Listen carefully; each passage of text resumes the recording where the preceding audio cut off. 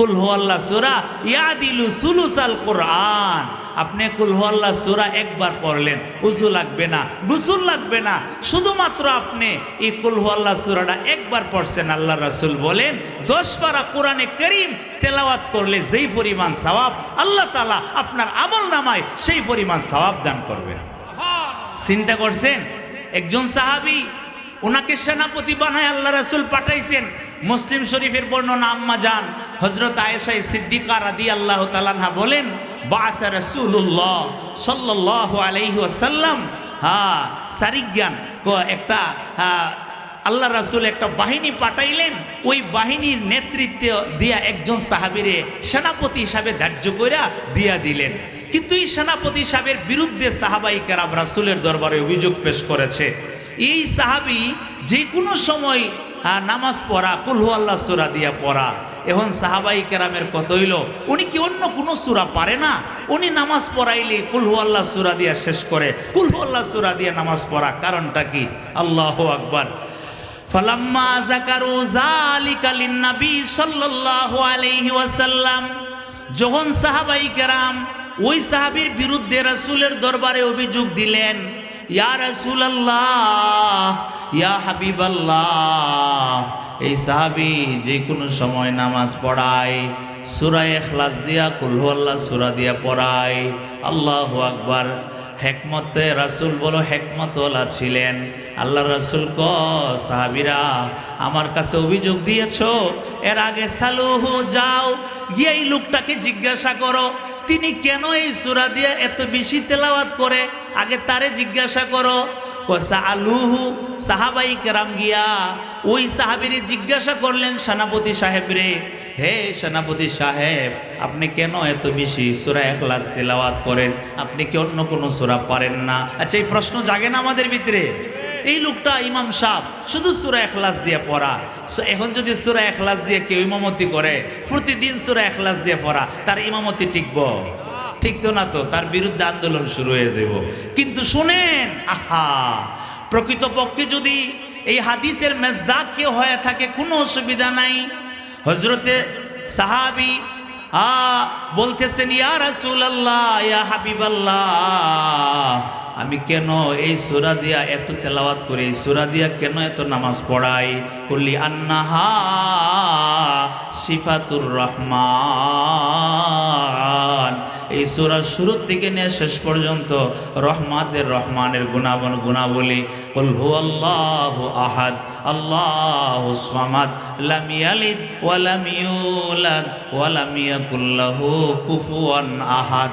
যতখানা আয়াত আছে, প্রত্যেকটা আয়াতের মধ্যে আল্লাহর শান, আল্লাহর মান, আল্লাহর মর্যাদার বিবরণ। কুল্লি আন্নাহা সিফাতুর রহমান, রহমানের সিফত।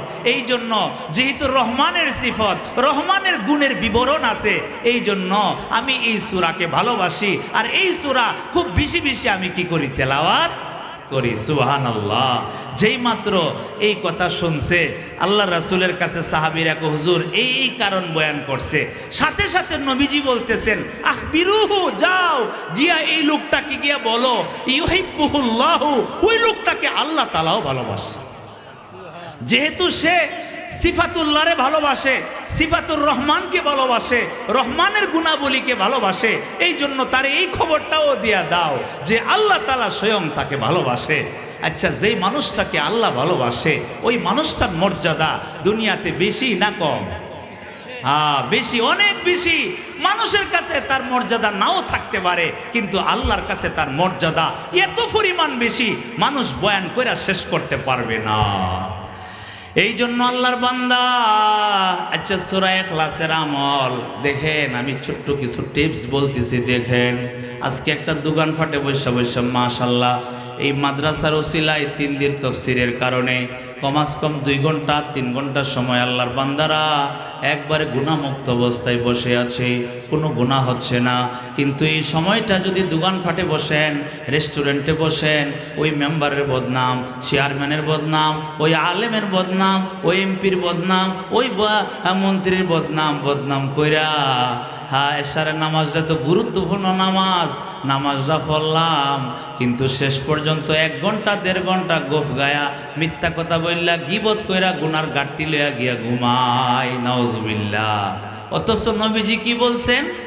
আন উসমান ইবনে আফফান রাদিয়াল্লাহু তাআলা আনহু قال قال رسول الله صلى الله عليه وسلم من صلى العشاء في جماعة فكأنما قام نصف الليل ومن صلى الفجر في جماعة فكأنما قام الليل كله। কোয়েশার নামাজ যে জামাতের সাথে পড়লো, অর্ধেক রজনী দাঁড়ায়া দাঁড়ায়া নফল নামাজ পড়ার সওয়াব আল্লাহ তাআলা তার আমল নামায় লিখে দিবেন, সুবহানাল্লাহ।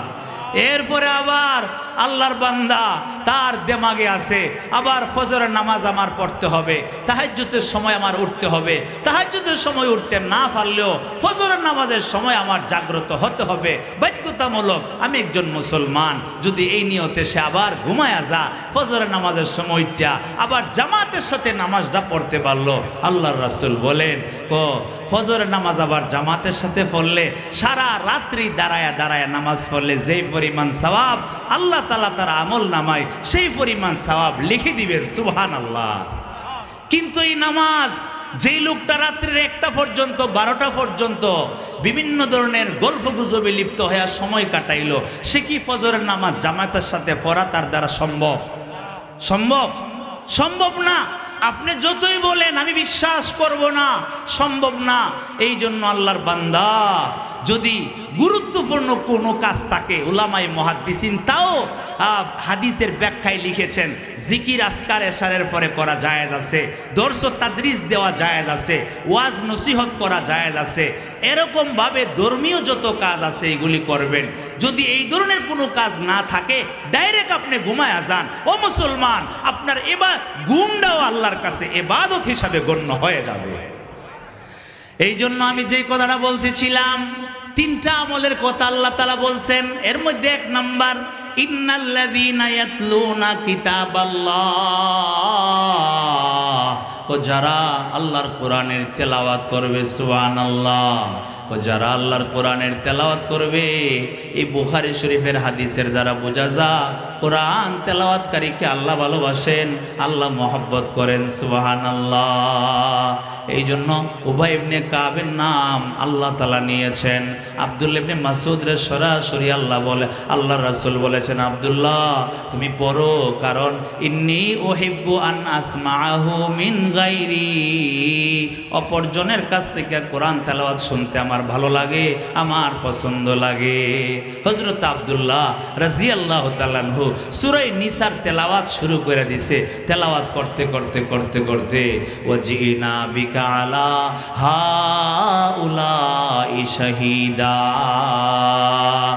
এই আয়াত পর্যন্ত যখন আসলাম, হঠাৎ রাসূল করিম সাল্লাল্লাহু আলাইহি ওয়াসাল্লাম বলতেছে আমসিক আমসিক। কোনো বর্ণনায় আসছে হাসবুক, হে আব্দুল্লাহ আর সামনে বাইরো না, একটু থামো। তখন ফাইজান আইনাহু তাজরিফান, আমি রাসূলের চেহারা মুবারকের দিকে তাকায় দেখলাম রাসূল করিম সাল্লাল্লাহু আলাইহি ওয়াসাল্লামের চোখ মুবারক থেকে জার জার করে পানি ছাড়তেছেন, রাসূল কাঁদতেছেন, সুবহানাল্লাহ। এই জন্য কোরআনে কারীমের তেলাওয়াত শুননা যে চোখ দা পানি আসে, সেটাও রাসূল করিম সাল্লাল্লাহু আলাইহি ওয়াসাল্লামের আমল, রাসূল করিম সাল্লাল্লাহু আলাইহি ওয়াসাল্লামের সুন্নাহ। এই জন্য আমরা নিজেরা পারলে পড়ব, নিজেরা না পারলে যারা পারে, যারা পড়তেছে এদের কাছে একটু বসবো, পারবো তো ইনশাল্লাহ।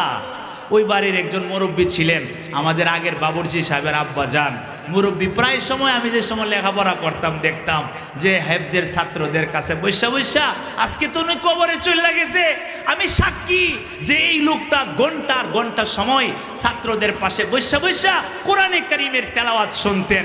আমি মনে করি আল্লাহ তাআলা যেন এই তেলাওয়াত শোনার বরকতে আল্লাহ ওনারে মাফ করে দেব। ওনারে মাফ করে দিলে আমাদের কোনো ক্ষতি আছে?